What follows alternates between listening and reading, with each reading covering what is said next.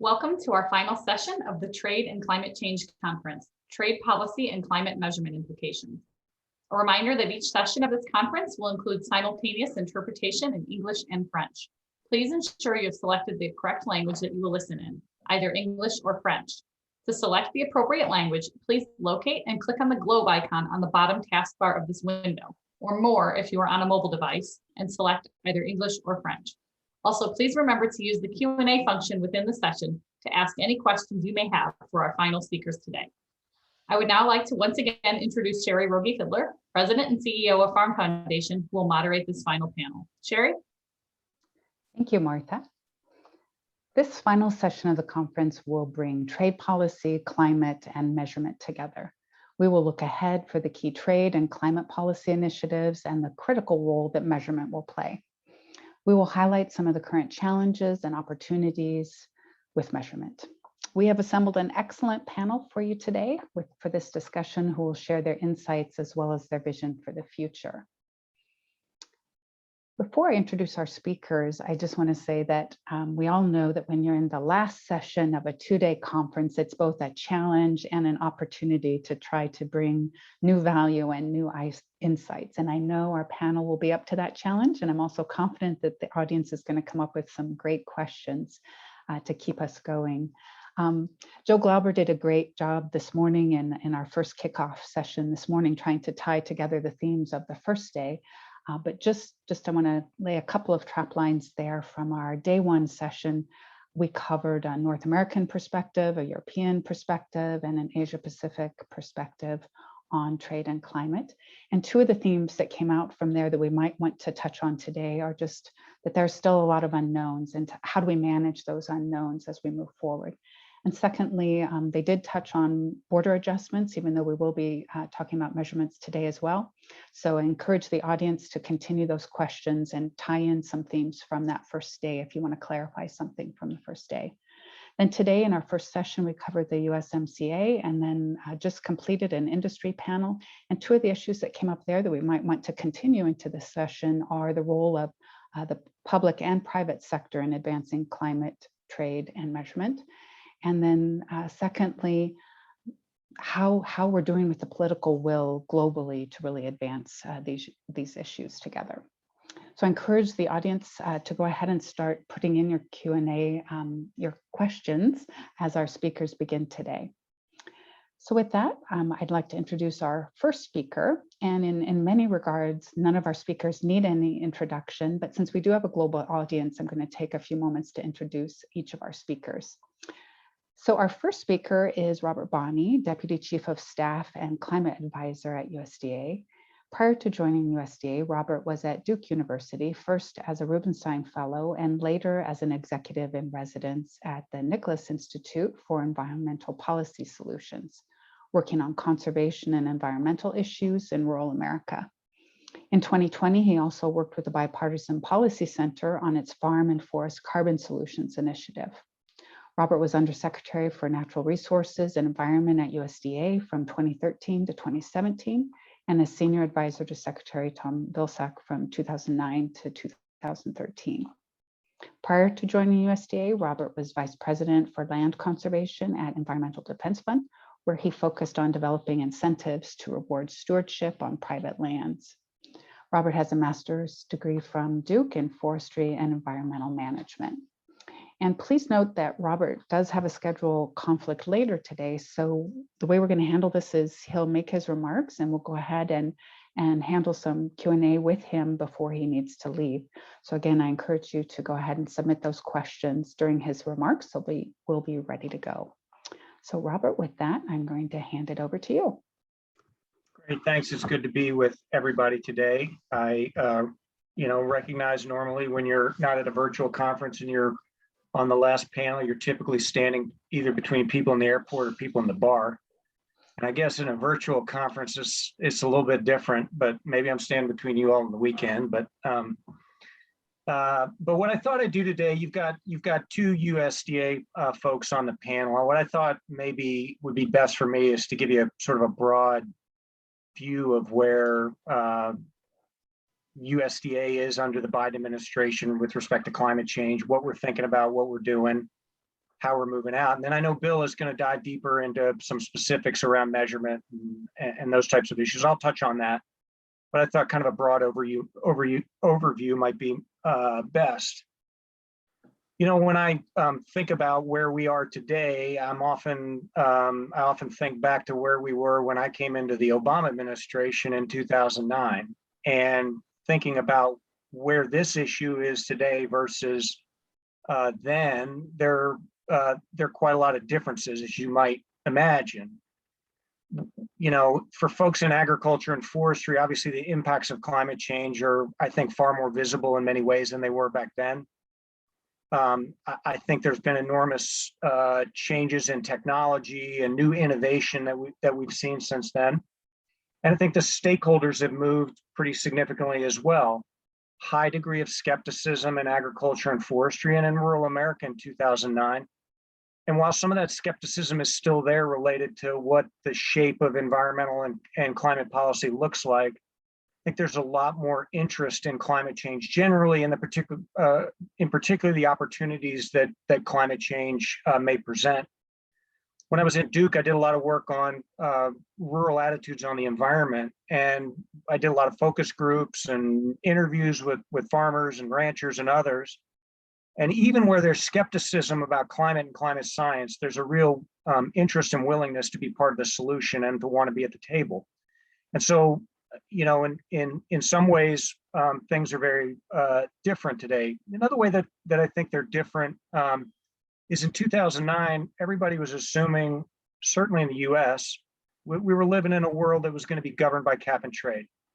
That the policy dialogue was really around cap and trade. And for agriculture and forestry, it was a question of how do we ensure that the benefits from carbon offsets are real, they're verifiable, they're long lasting, et cetera. And so while in many ways the policy landscape and public opinion has moved dramatically since 2009, there's actually in some ways more uncertainty about what the path forward looks like for policy. We're certainly not having discussions around cap and trade these days. Instead, we're looking at a suite of policies more open, and I think that's true with respect to agriculture and forestry as well. The last thing I'd add is that you know, we're seeing a lot more interest from consumers and markets, certainly internationally as well as domestically, and I think that's having an influence in how agriculture and forestry think about climate change and climate policy. When I think back to my days when I was at the Environmental Defense Fund, I did a lot of work on endangered species conservation. One of the things about endangered species conservation on private lands is there tends to be a lot of conflict between conservation of ecosystem and sometimes working lands. Endangered species conservation tends to be expensive and not always aligned with, you know, working lands or forest production or agriculture. And the interesting thing about climate change is actually that alignment. There's actually a lot of alignment. Good agronomic practices, often, whether it's cover crops, soil health, nutrient management, there tend to be agronomic reasons to do that. And so there's oftentimes alignment between good climate policy and good agricultural practices to improve productivity. Same thing on the forestry side. Improving forest health, reducing catastrophic wildfire, planting trees, many things on the forestry side, there's alignment there as well. And there's the importance that we've got to feed 9.5 billion people by mid-century, and so productivity matters. And so the conflicts that you see around a lot of other environmental policy maybe don't exist as much on climate. That's not to say that climate smart agriculture, climate smart forestry don't cost money, don't require producers to make investments. But it is to say that I think there's more alignment. And I think if you've heard Secretary Vilsack talk about climate change, he talks a lot about economic opportunities for new markets, new sources of income, whether it's carbon markets, bioenergy, or other sources. And so, you know, a lot of what we think about in USDA is how do we capture that alignment? How do we take advantage of those new opportunities? A lot of the work we're doing at the Department of Agriculture right now is being driven by the executive order that was passed and or signed by the president, I should say, in late January. And there are a number of issues under the executive order that we're focused on, but in particular, USDA is very much focused on climate smart agriculture and forestry. And we have we're collecting a lot of information as called for in the executive order right now. We're Bill and I and others in the department hosting a series of webinars. We have a Federal Register notice out. And so part of the idea here is to collect information as much as we can from agriculture and to ensure that the toolbox that we build at USDA reflects the needs of agriculture and forestry. And so I think as we move forward with climate policy, this conversation we have with the stakeholders is going to be very important. There are a few areas of policy that I think are going to be very important as we move forward. USDA has a number of existing programs, conservation programs and others, where we can think about how do we commit resources to incentivize climate smart agriculture and forestry. And so whether it's thinking about the Conservation Reserve Program, Environmental Quality Incentive Programs, or other conservation programs that we have that cost share practices with producers that help them pay for the costs of a variety of conservation activities, including climate smart agriculture, we'll look to ways that we can enhance those programs for agriculture and forestry and for the climate. We're also looking at ways that we can assist in the development of carbon markets. And are there ways that we can use our programs and our authorities to bolster investment into these markets, not to compete with private investment, but actually to provide resources in a way that will invite more investment in? How do we de-risk climate smart agriculture and forestry? And part of that is going to be standardization, measurement. How do we work with the private sector to create more certainty around those issues going forward? If you look at the USDA budget, which is out today, we're planning on making some investments around the type of activities that can help us track carbon better, and then I think can assist the development of these types of markets. Another key area is going to be science. Here again, USDA budget makes some significant additions to our science budget related to climate change today. Things like investments in measurement, tools that producers can use to help them understand the impacts of climate smart practices, new technology are going to be really important. As you think about the way the public views climate change, it doesn't always put land at the center of the equation. Obviously, most people think about it as an energy problem. Those investments we can make to demonstrate that agriculture and forestry can play an important role, I think, are going to be very important. And as you think about the global context, you think about the Paris Agreement and the commitments that different countries make, obviously investments in inventory measurement are going to be critically important. Another important area is going to be resilience, the resilience of agriculture to climate change. For some producers in agriculture, it may be that the opportunities for mitigation or bioenergy or otherwise are really important. For others, they may be more concerned about resilience. How do I ensure my operation stays productive? And so thinking about investments there as well. As again, part of the budget, we're investing more resources in our climate hubs to provide good information to producers to help them understand the implications of climate change for their operations. Cutting across all these areas are issues related to equity. How do we ensure that the programs, the tools, the data, everything that we build can be used by all farmers, small, large, and otherwise, that Black farmers and tribes and other folks have access to the programs that we build. And so this question of equity, I think, is a really important one. Another area that maybe not directly related to agriculture, but clearly important in the U.S. context is the growing threat of catastrophic wildfire. We're making significant investments in forest restoration. If you're a producer in some parts of the country, your water is often dependent on what happens on our national forests. And so investments in addressing catastrophic wildfire, critically important for some parts of the country, and certainly important to our, as we think about the US carbon budget.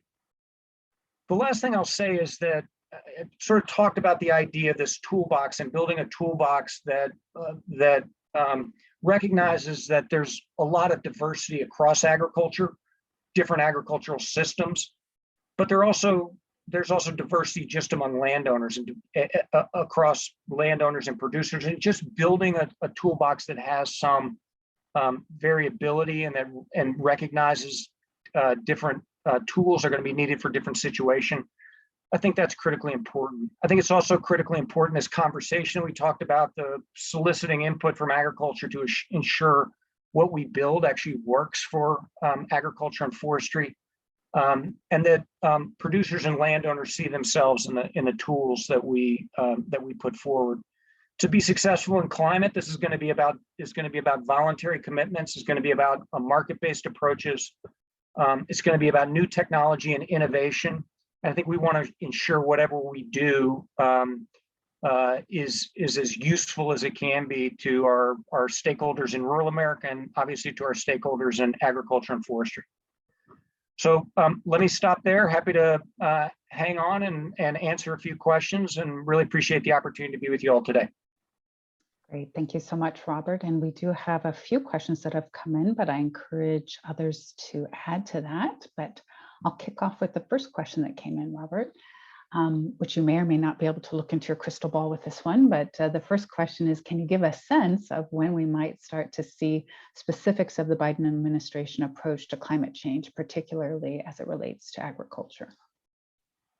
So, we're in the information collecting phase right now as the administration kicks off, and as we're required to do in the EO. So you can imagine we actually want to take that in and reflect on it before we move too quickly. But I will say, there are opportunities for us, I think, early on to look at existing tools, conservation programs, the Conservation Reserve Program in particular, but others, to look at ways that we can move resources in the direction of climate smart agriculture and forestry. And then I think as we get into the late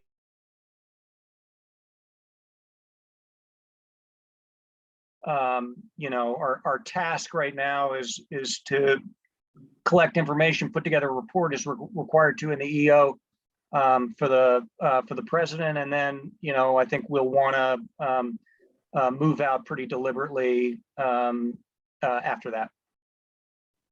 And I would just also add that I think there's some pretty good signals in the budget today around some of the investments we're making around both climate smart agriculture and forestry. Great, thank you. The next question is about carbon markets as a follow-up to some of your comments. So it says, would the USDA consider de-risking and enabling carbon markets by considering a carbon insurance product to cover off reversals of sequestered carbon? This could be cost shared with project developers and the US government, like other insurance products. A 100-year permanence period where the world is aligning is untenable in a farmer's lifetime, according to this question. Perspectives on that? So I'll take both questions. I think we're very interested in looking at creative financial tools, whether it's insurance or price supports or other types of financing that, as I noted in my comments, doesn't compete with private investment, but actually invites more investment in. The government obviously can't do this all alone. We're going to need private investment, and looking at some flexible financial tools, again, whether it's an insurance type tool or others, I think we're very interested in. And I know the secretary's talked about it, and so I absolutely think that we'll do some, and already are doing some thinking there. This question of permanence, I think, is an interesting one. I agree with the comment that if all we have to offer producers and landowners is a permanent agreement or even a 100-year agreement, as we're not going to get a huge amount of participation. We have to build tools where we anticipate that lands will come in and out of a greenhouse gas program or a carbon program, we have to be able to track that over time. We have to recognize that carbon has value and greenhouse gas reductions have value even over shorter periods of time. And so I think this issue of accounting, the measurement that we're dealing with on this panel are critically important. Scale is also our friend here. If we can operate at scale, track lands as they come in and out, as conservation activities change on those lands over time, I think that's going to be critically important. I think back to my days in conserving habitat for endangered species. I worked on a species that was relying on old growth forests. No forest is in and of itself permanent, but you can build ecosystems that over time are resilient enough and that will supply enough of that habitat over time that those species can shift across the landscape over time. And if you think about old growth forests are basically just carbon, right? Locked up in big old trees. We're talking about carbon stores here. And so thinking about those flexible tools and how we can track this over time, I think is really important, and providing opportunities for producers and landowners to participate in a system that doesn't require extremely long commitments or permanent commitments, I think is going to be really important. Great, thank you. And I think we probably have time for one or two more questions. I think I'd like to take the next one from a Canadian farmer in the audience who says, I appreciate the actions USDA is pursuing. However, incentives usually just increase the price of the incented action for inputs. Good research always pays. Policy guardrails on establishing markets is good. So the question is, will the US look for a North American approach for that toolbox, because some water runs north and some runs south? So, I mean, I think, honestly, it's early days yet for us. And I think we're obviously highly focused on what we're doing domestically and how we work with our producers domestically. In the international context, obviously, re-entry into Paris is going to guide, a lot of our thinking there. And so I think, and with respect to incentives, I think obviously our approach is going to be heavily based on incentives and markets. But as I think the question points out, good information can be a very useful incentive as well. And so, for some producers, us USDA providing more valuable data, better insight onto the implications of various practices can be important both for that producer, but also in the context of investments in markets as well. Great, thank you. And I think we'll take the last question about the competitive environment. So this question says, from what I've heard over the last 2 days, it is apparent that the competitive environment for agriculture is at the beginning of a dramatic shift. Such shifts always open new opportunities. However, for those that fail to adapt, such shifts can cause painful displacements. Those displaced can be expected to demand policy solutions, some of which can be detrimental to decreasing carbon emissions while also reducing economic efficiency and the resilience of our economies and societies. So the question being, how may we anticipate these policy pressures and shape better outcomes? That's a great question. I'm not sure I have a great answer, but I think if you look across, the sweep of programs that USDA provides, obviously, just the broad agricultural safety net is important to help deal with the challenges of farming, and so those are there no matter what. And the question for us from a climate standpoint is, can we provide additional, not only additional income opportunities, but additional investments in resilience and good information that can help producers withstand climate change and potentially take advantage of new opportunities. The other thing that the question makes me think of a little bit, alluded to my remarks, is the equity question, and ensuring that whatever we build works for all producers, and that there are doors open to all producers, and recognizing that very large producers, very large landowners may have an easier time making investments in new technologies or investments that might help them on markets. And we have to think about how do we ensure that we take equity into account and we ensure our tools are available to everybody. And that means we may invest more in helping those small producers, historically underserved producers, and others.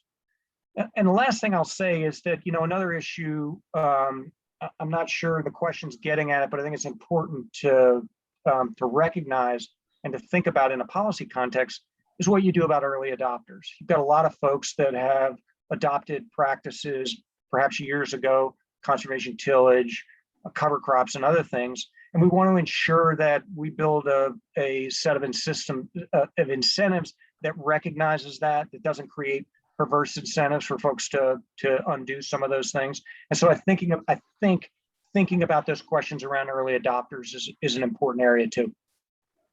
Great. And actually, I think a couple of the questions I'll save to have Bill answer later that are a little more measurement oriented, but I think we have probably 1 or 2 more minutes, Robert, before you need to leave, to come back to this political will issue that I mentioned before we got started, because there's a question about the US political landscape and policy landscape shifting, let's say from the Obama time to now, and how and why has that shifted within the US? And then with a look out into the global landscape in terms of how you think the political will has shifted there that might enable some advances now with climate and trade. Yeah, I think, obviously, I think we're all aware that the public mindset around climate has shifted pretty dramatically over the last certainly decade, and that's certainly influencing our politics and where the American public is on the importance of climate change. And I think, but I think also, as I alluded to in my remarks, I think our rural stakeholders have moved on this as well. That said, as I also alluded to, there's still skepticism in some parts of rural America about what environmental policy looks like. There tends to be, folks tend to look through a prism and think about concerns about whether it's the Clean Water Act, the Endangered Species Act, and worry that climate change policy could look like that. And so I think very important for us to have this conversation with agriculture and forestry, to bring folks along, to build tools that work for agriculture and forestry. Ultimately, agriculture is so diverse in the U.S., forestry is so diverse that a regulatory-based system isn't going to work. It'll be way too clumsy. This is going to be about incentives. It's going to be about good information. It's going to be about markets. It's going to be about innovation, and building that in a way that agriculture sees themselves in it, I think is going to be really important. So there's both the broad politics of kind of where the American public is on climate change, but I think there's also, importantly, the stakeholder opinions about what climate policy looks like and whether it works for them. And I think for folks in agriculture and forestry, that second piece is going to be very important. Great. Thank you, Robert. And I know it's time we need to let you go, but really thank you for taking the time to join us today to share some remarks and to answer some of the questions that the audience has. So thank you so much. We look forward to seeing more to come over the coming days and years. Thanks, Robert. Thank you all. Mm-hmm. So our next speaker is Steve Webb. Steve joined the Global Institute for Food Security as Chief Executive Officer in 2019, following a 23-year career with Corteva Agriscience in Indiana. His most recent role at Corteva was Research and Development Director of External Technology, where he led many research collaborations with private sector companies, research institutes, and universities around the world. Steve earned a PhD in immunochemistry, a master's degree in biochemistry, and a Bachelor of Science degree in microbiology from the University of Guelph, Ontario. So Steve, I'll hand it over to you. Great. Can I have my first slide, please? Great. So I just want to first of all thank the organizers for allowing me the opportunity to participate on this panel. And as mentioned, my name is Steve Webb, and I'm the Chief Executive Officer at the Global Institute for Food Security. The Global Institute for Food Security is a public-private partnership. So Sherry's comments about what is the role of the public and private. We are an example of a public-private partnership between Nutrien, the province of Saskatchewan, and the University of Saskatchewan. We were, sorry, that slide's good. We were founded in 2012 to be a catalyst and connector to spur innovation in the agri-food ecosystem. Ways that we help advance innovation is GIFTS combines our expertise and scale and research capabilities with partners to discover, develop, and deliver innovative solutions for the big challenges and issues that we're facing in agriculture and food, such as climate change and carbon sequestration. And I'll talk about examples of where we're partnering with industry and others to help develop new innovative solutions to help measure carbon in the soil. We bridge commercialization. We work up and down the value chain from the bench all the way to products that are in the hands of growers today. And we also serve as a connector, a link, where we have leveraged our capabilities and expertise at a technical level, such as our omics and precision agriculture lab, to build relationships with other organizations and governments around the world, such as the Bangladesh Ministry of Agriculture, which has created opportunities for more research and intensified business relationships and more trade, which is again and good. And the importance of agriculture and food, particularly for the world and for Canada and for my province of Saskatchewan in recovery from the COVID-19 pandemic, was illustrated earlier this week with the report of a 31% increase in exports in 2020 of agricultural commodities from the province of Saskatchewan. This is really an important thing. Next slide. I've got to have a slide in why we measure. I did my PhD with Dr. Chris Hall. He's an analytical chemist, and if I didn't get to this point, I'd be dead, and he'd probably be looking for me still. One of the things, it's the old adage, you can only improve what you can measure. And measurement is absolutely critical. And for global ag and food trading, we need an integrated picture of sustainability. And sustainability has three legs: economic, environmental, and social acceptance, from farm to retail. Right now, our data sets are global, national, regional, and they lack granularity. And we know the ag and food system, and particularly soil, is very diverse. And the state that I called home for 19 years, and where my daughter, our youngest daughter, was born, Indiana. You go to the Purdue University Research Farm, they got a huge stone in the middle of the farm. And to the west of the stone is the tall grass prairie. And the soils are very different in the tall grass prairie to the east, which is the Carolinian forest. And that diversity at the field level is super important for us to be able to get a picture and an understanding to enable us to model soil health and carbon sequestration. But we need these tools to build credibility, particularly if we were doing carbon offsets. They have to have utility for everyone through the value chain, and they need to be relevant. Next slide. We're interested at GIFTS in soil health and carbon sequestration because it's a leading indicator for food security and the sustainability of agricultural production. The soil is the second largest carbon store after the oceans. And again, it's an important part of helping remove greenhouse gases from the atmosphere. Back to what Robert said, and it's one of the fun things being on these panels, you get to hear experts. Again, what he was talking about was innovation and scale. Agriculture is a solution to the climate change problem. Healthy soils promote healthy plant growth, and that can reduce the effects of climate change. Next slide.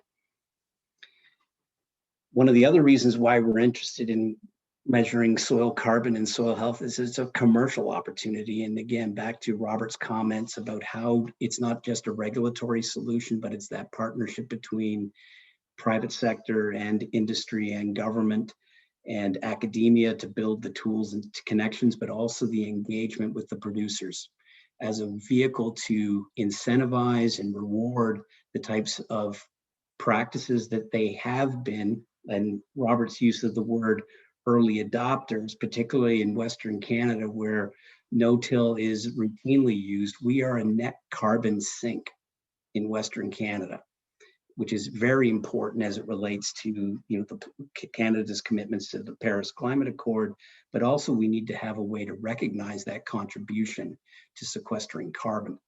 Our existing measurements for carbon are more estimates, imagery, LiDAR, canopy measurements. They're okay, but not good enough to build that credibility and trust.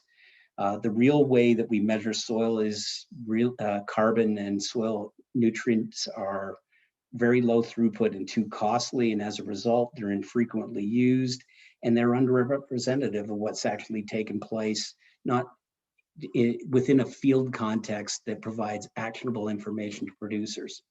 And as a result, the soil sampling practices kind of over commoditize or generalize what's happening on the land, and they lead to soil degradation and in some cases, nutrient leaching. And again, we know that eroded knolls hold less material than the higher organic matter soils. Next slide. And so I am an optimist. I embrace what Robert said about innovation and new technologies as being a solution. And I also see ag and food as the only global industry that's big enough to be able to help mitigate and offset carbon and climate change. We tend to be an underappreciated solution. Farming practices such as no-till help mitigate negative impacts of climate change, and they've contributed to more sustainable farming, both economically and environmentally. Better moisture retention, more land use, the avoidance of having to go over the ground multiple times with tillage programs has all been a benefit to the grower economically and environmentally for the rest of us. Ag has been focused on lag indicators, which have led to a commoditization and a lack of understanding of soil health. Again, it's kind of we need new innovations to help us with the measurements. And there's a lack of a kind of a global picture on what's happening to help build the evidence. And again, at GIFs and personally, we see innovation in the right measurement tools as helping validate the effective agronomic practices producers are already using, but also measurements to help them improve even more to drive mitigation to climate change. Next slide. So we need to innovate.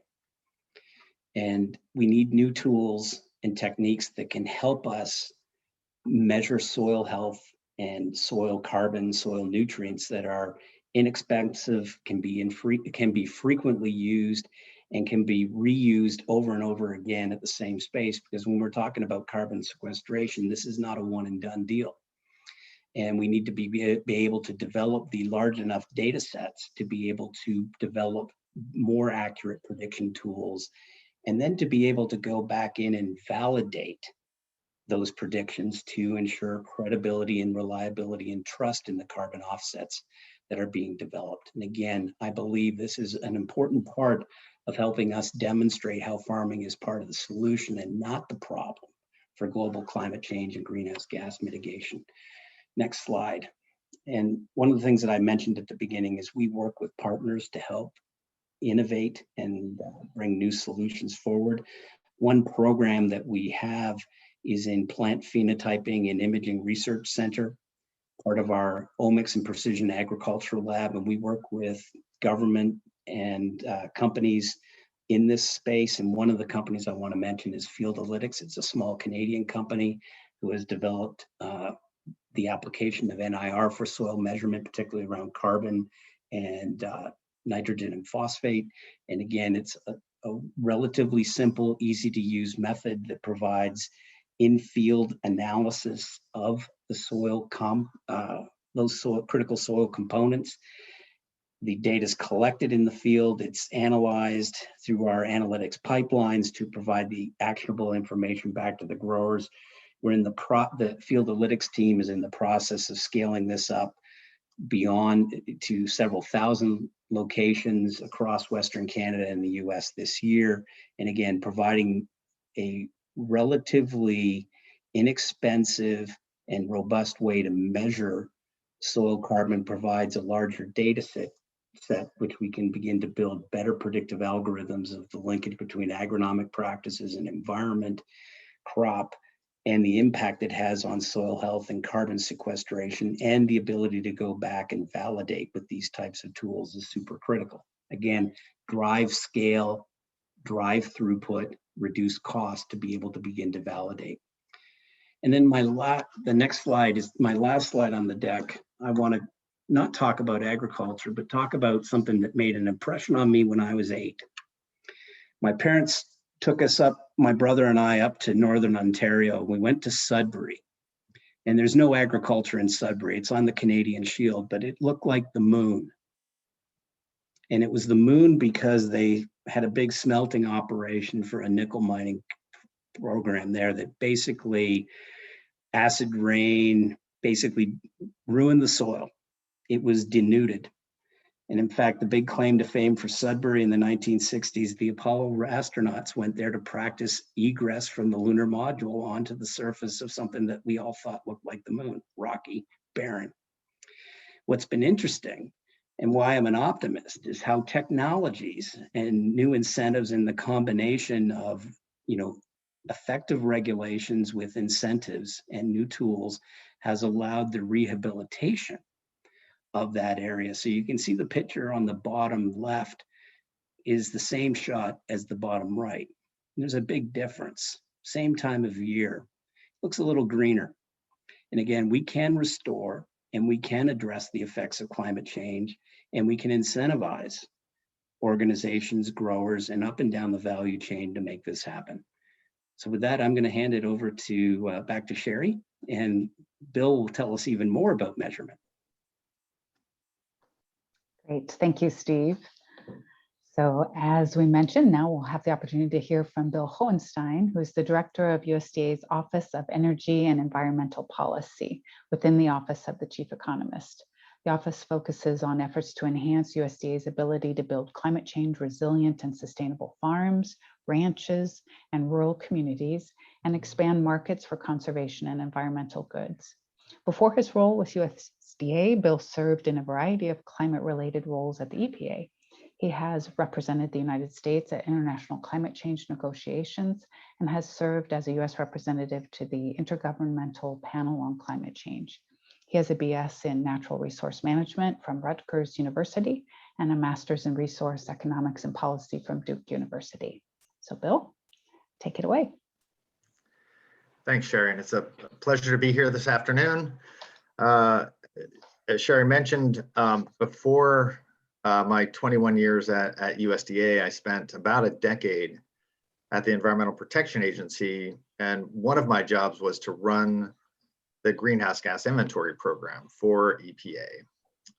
And that experience actually served me very well in my current job as the director of the climate change program and the director of the Office of Energy and Environmental Policy. And so when Sherry asked me to talk about the intersection of climate change, agriculture, and trade, she asked me if I could help develop a roadmap.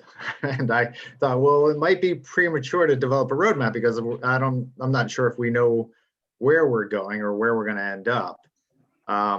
But certainly with the experience I have on quantification systems in particular and the numbers, I might be able to provide some insight, like AAA on sort of those triangles with the exclamation point, the points in the road where folks maybe want to spend a little time and maybe not so much to throw cold water, but just to lay out some cautions. And so when I stepped back to think about what I was going to talk about today, it was really with the group. I want to keep this informal. The last speaker, I realized that, but I want to cover sort of 4 take-home points when it comes to the intersection of climate, ag, and trade, but focus specifically on the numbers. And I harken back, in my time at EPA, I actually not only did our greenhouse gas inventory work, but also represented the US in negotiating how that information was reported to the UN. And there was a small group of really technocrats that focused on the international guidance for how inventories would be reported to the UN and the numbers. And we had a small group. We would meet pretty much at every international meeting of the Framework Convention. And at one of these meetings, one of the negotiators from the government of Tuvalu, a lawyer actually from Australia, his name was Ian Fry, stumbled into this small contact group and sat in the back and listened and listened and listened. And he realized what we were negotiating were how countries were going to be reporting their numbers, what the numbers would be, how they would be summarized, and what they meant. And he came up to me afterwards and he's like, and it was like a light bulb went on. He said, "Hey, you nerds run this show." He realized that, essentially what we were negotiating was basically how countries were going to be forming their commitments and how they were going to be following up and being judged against them. So that's an important take. The numbers matter. The second point is one that I'm going to get into in a little bit, which is the first take isn't always the best. And here I would say, don't necessarily believe everything you read on the internet. So take that in mind. A third is more fundamental, and I think it's true in the trade negotiations as well in the climate negotiations, and where you stand on an issue really depends on where you sit. And I think if you understand the numbers well enough, you could probably walk into these negotiations and represent it pretty much any country and understand what they're going to say and why they're going to say it. And then the fourth, to come back on that, really the first point, it's not simply the numbers that matter, but it's the quality of the numbers that matter. And there, I think, is again a point of caution as we think about how the numbers were developed, what they are being used for, and what they were designed to be used for, and how they might be used when you're thinking about the intersection of trade and ag and climate. So next slide. So virtually every component and facet of our international discussions on climate change have really boiled down to the numbers. So you think about the ultimate aim of the Framework Convention that was negotiated back in 1992. It was an aim about concentrations in the atmosphere. The only firm commitment in that agreement is to report annually on your greenhouse gas emissions, for each country to do that. The Kyoto Protocol took that a step forward, creating targets and timetables, basically specific quantitative targets that were a function of national emissions and sinks and timetables for those commitments to be made. The Paris Agreement, it follows that similar formula, but calls them nationally determined contributions. And so two things are important there. One is that they're contributions and not commitments, which is significant. And the other is that they're nationally determined. And it's basically countries bringing forward what they intend to do as a country, not what is being sort of committed to jointly by all countries under the agreement. So in my experience in working on the climate negotiations and representing the US on our effort to codify national greenhouse gas reporting, we made tremendous progress in the 90s, covered 99% of all emissions fairly straightforwardly, set up detailed guidance for how quantification systems should be used, how the reporting should be done, the tables, the review process. There were only two elements that we could not come to consensus on: how to treat wood products and how to treat bunker fuels. And the one thing that those two elements have in common is that the assignment of responsibility for those emissions is ambiguous. And so when you think about wood products, the carbon that's embedded in the wood is what you're actually looking at. And that can be transferred from one country to another. So international trade of wood products is really what held us back. How to account for the carbon that was embedded that went from one country to another. Was it the country that sequestered the carbon that gets a credit?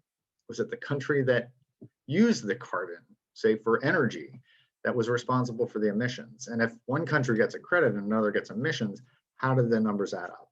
And so that threw us back. And bunker fuels was really the same thing. If a plane fuels and takes off in San Francisco and lands in China, who benefits? Whose emissions are they? It took over 20 years to resolve these issues within the negotiation. So the caution there is that doing the technical work is fairly easy and straightforward, and we can come to consensus on how to quantify these numbers. How you assign them and who you assign them to, and this question of attribution can really throw a bar in the spokes of the bicycle. And you can do it. You can definitely bring up these issues, but you will cause the process to come to a screeching halt when you do it. And so just be prepared for that. The final point to make on inventories is that the methodologies themselves aren't developed under the UN Framework Convention. They're developed under the Intergovernmental Panel on Climate Change. And for agriculture, and like all sources, they follow a pretty straightforward format. So emissions for a source, say fertilizer use or rice cultivation, are a function of production, the efficiency of production, so how efficiently inputs are used, and then the production practices themselves. Are cover crops used? Or what type of tillage practice is used? Do you use an inhibitor? Do you incorporate the fertilizer in the soil? So all of that, I think, factors into the emissions that are generated from a crop or a product. We do a great job of tracking production. We know down to the acre, corn yields, bushels of this, the quantity of milk we produce. We know fairly well how inputs are used. The information we have on the production practices themselves, the types of manure management systems being used, the types of fertilizer being applied, how it's being applied, that information is not as good, is not as timely, and is not as regularly generated. And it turns out that that's really the critical piece when you're looking at mitigation. You're not necessarily affecting production. You're looking at, if you want to draw down emissions, you're talking about improving efficiency and moving to more climate-friendly production practices. The next slide. So this next caution deals with the first take isn't always the best take, and the hot take. And so here, the best example of that is work we've done again internationally, looking at specifically this question of indirect land use change. And this is a phenomenon that comes up in the context of biofuels production. And in fact, there was a really important paper that was written back in 2008 when the US was looking at really strengthening the renewable fuel standard. And it was a paper by Tim Searchinger. It was published in Science. And it basically took the premise that by increasing ethanol production in the US, you would be removing corn that was used for other purposes, and other sources of production would come into play, mainly internationally. And so changing how corn was used in the US, increasing demand for corn, would result in changes in land use practices around the world. And when he calculated that those indirect land use changes more than offset any of the greenhouse gas benefits you got from producing ethanol within the US. That was his key finding.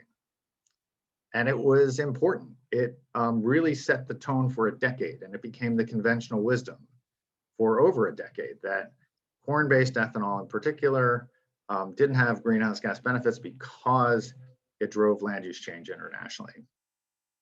It turned out that that was wrong, and we have not been able to reproduce those results in the decades since.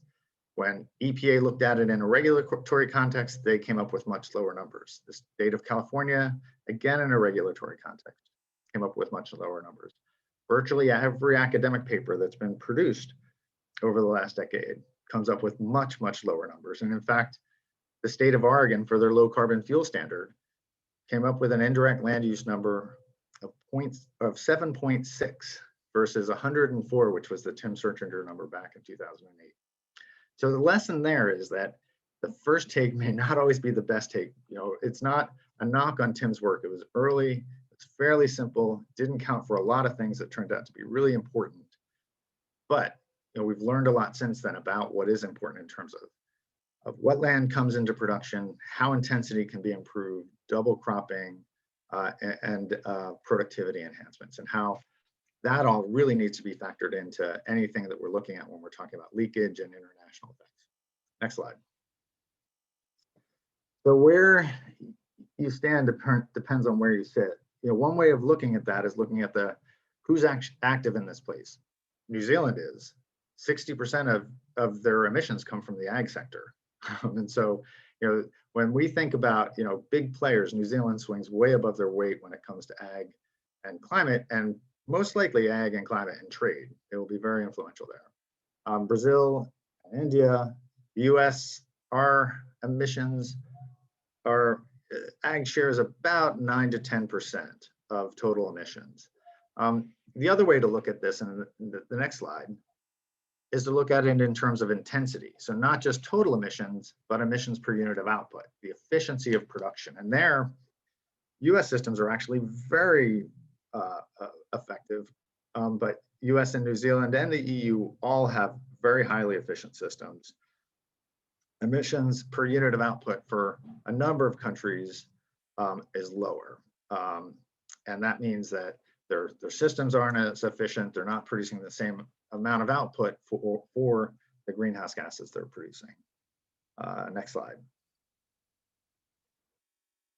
So the final point I wanted to make was about the quality of the numbers. And I got into this a little bit when I talked about how the IPCC produces the methods for quantifying emissions and how complicated they are. Not all countries follow the same methods. We try to make sure that within a country, their methods are consistent over time. So if a country is making a commitment, the methods used to actually assess progress over time are consistent. But those numbers change, and you have to have really a strong stomach to work on this, because as we improve our estimates, the numbers improve and they change. For example, this is an estimate of our methane emissions from swine operations in the US. And one of the factors was how what are the manure management systems in place? It turned out that we had done a survey back in 1997 that looked at things like anaerobic lagoons and daily spread and deep pits. And we used basically that analysis as a constant, and we applied it to every inventory we've done between 2000 and 2016. As we looked at the data, we realized that farmers were improving and they were moving away from technologies that had higher emissions. So they were reducing the use of open lagoons, moving to deep pit, moving to other systems of manure. And that actually, when we applied that survey data, it reduced emissions in 2016 by 27%. So not just for that year, but over time, we had to go back and recalculate all those estimates. Not every country is going to have that kind of practice data. And so if we're thinking about, in a trade context, comparing US numbers to Brazil's numbers to India's numbers, not only will we have to think about, are we factoring production, but is the quality of the inventory the same? Are they counting for the same things? And as the numbers improve, as the information becomes more valuable, how will we handle that? And so, Sherry, I realize that that's not necessarily a roadmap and maybe a series of cautions, but it's really critical to know the details and know the numbers. If I've learned anything over working on this over 30 years, is really, the nerds run the show. Great, thank you, Bill. So we do have a few questions that have come in, and I encourage people to still put in one or two more. I think we can probably tackle many of these before we need to go. And I think we'll lead with a question for you, Bill. Steve, I invite you to always chime in as you wish along the way. I think there's a couple that I'll come to in the next question or two that can relate to both of you. But Bill, the first question we'll tackle is, can we reproduce the National Rapid Carbon Assessment that the USDA NRCS did across the country in 2010? High quality data sets of carbon stock change would greatly enable validating models for greenhouse gas quantification. Australia has invested in soils as one of its 4 climate pillars in its technology roadmap. And as a country, they are investing in generating high quality soil change data sets. Bill? Yeah, again, and this is something that I would certainly endorse, that we, when we're collecting data and information on soil carbon, we're not doing it in a way that's one-off, but we're thinking about the value of the time series. And so it's really important to go back to those points and monitor and measure them over time. And so there are proposals out there for a national soil health monitoring system. There are folks in the private sector that are doing this work in the context of voluntary carbon markets, thinking about not just setting up random plots, but thinking about how they can set up within the farmers that they're working with permanent plots and plots that they would go back to over time. That there's certainly a lot of lessons that we could learn there. We learned a lot in 2010, but I would agree that the value of one data point is it's helpful. It's helpful in calibrating our models, but there's a lot more powerful when you think about it in the context of a network or a system where we're doing these, we're measuring and monitoring soil carbon over time. Thank you. And I think the next question starts with something you said, Bill, but I suspect that Steve, you'll be able to comment as well. So the question is, how come the challenge around harvested wood products is not also relevant to ag products? For example, Canadian agriculture harvests carbon in grain and then exports it all over the world where the emissions then happen. And I know earlier today, some of the speakers also were talking about, say, beef crossing the border and being processed further. So could you comment on that, Bill? And then Steve, I don't know if you have any examples or further comments. Yeah, great question. And the difference is with wood products, there's an intertemporal component. So the assumption is that the carbon that is in the grains will be emitted. It'll be emitted, and it's assumed to be emitted in the same year that the grain is harvested. And so the export of that really does not factor into countries' greenhouse gas accounts. The emissions are assigned to where the grain is produced. The issue with wood products is that carbon can ultimately be stored for long periods of time. And so there were countries when they were importing wood that were hoping to take credit for the carbon that was embedded as an increase in their domestic carbon stocks. Thank you. Steve, do you have something to add? I think Bill covered it off. Again, grain is the short term versus the 100-year-old house my parents have would be a long-term example of carbon storage in the walls. Okay, I think we'll take two questions that relate to urban areas and kind of do them together. The first question says, what measures will you or others propose to mitigate solid carbon loss due to urban real estate development? And then secondly, how is the USDA planning to enhance land area under photosynthesis, a prime natural method for carbon sequestration, especially in urban areas through urban agriculture and urban forestry? Bill, do you want to kick off with that one? Sure, these are not easy. Mm-hmm. It's not so much the question's not easy to answer, but the phenomena is not easy to address, right? So what we're talking about is when lands are converted away from agriculture or forest to urban or suburban lands, it's really driven by economics, and those lands are valuable. The best way to keep land in forest or to keep land in agriculture is to improve the value, right? And so for forest, that means creating new value and improved value for wood products. Valuing the carbon is one way to do that. Valuing the products that are produced, like bioenergy from forest, is another way. And we've done research that shows that as the value of forest and timberland grows, more land at the margin will be maintained in forest cover. Great, Steve. Anything you want to add to that? Otherwise, I have a soil question going back to a comment you made. I think it's interesting that one of the advantages we have here in Canada, particularly in Western Canada, is we don't have very many people living here relative to the amount of land that we have under production. And that creates, again, I think a potentially unfair advantage, which is okay in terms of being able to maintain the agricultural land that's in production. I agree with Bill. Again, the idea of it's a pure economic play. And where I lived in Indiana, when I first lived there, I could drive to work and I would drive through corn and soybean fields. Within 10 years, it was subdivision after subdivision, and it was a very different environment. So again, that value maintaining is key. Great, thank you. So the next question will go back to soil and to soil carbon. And the question is, what's the role of actual measurement of carbon in soil versus estimating, as you mentioned, from use of certain practices? I think we'll kick off with you, Steve, on this, since you were talking about most of our measurements are estimates at best. And I think the opportunity that we have is you actually need both. And the other point that I want to build on is the timeline that's also involved. So we can't measure. We do need to use real soil measurements to build better models, but more importantly, to be able to go back and validate the predictions in the models, to be in a position to provide credibility, reliability, and trust into the outcomes that have been achieved by the producers.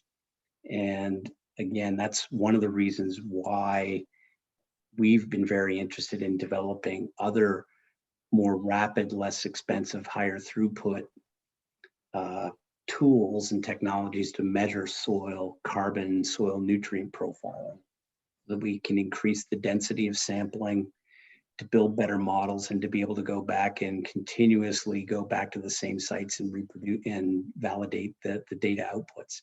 It's not one or the other. We need both, and we need more soil data points to be able to build better models, and we need the ability to go back and verify our models that we've built. Bill, did you want to add anything? Yeah, no, this is where I get to agree with Steve. Certainly improving data, and it sort of relates back to this question we had about creating a national soil survey or soil health survey. That information is critical to validate the numbers at a national level. It also helps validate our understanding of the benefits of conservation practices. There are attempts to try to do this at a site level for carbon offset projects. And that can be a barrier in itself, because already those projects are relatively small in the big scheme of things, and adding additional costs on top of them really does, we call them transaction costs, but they're part of the cost of actually setting up the carbon credits. They can be a huge barrier to having these projects pencil out.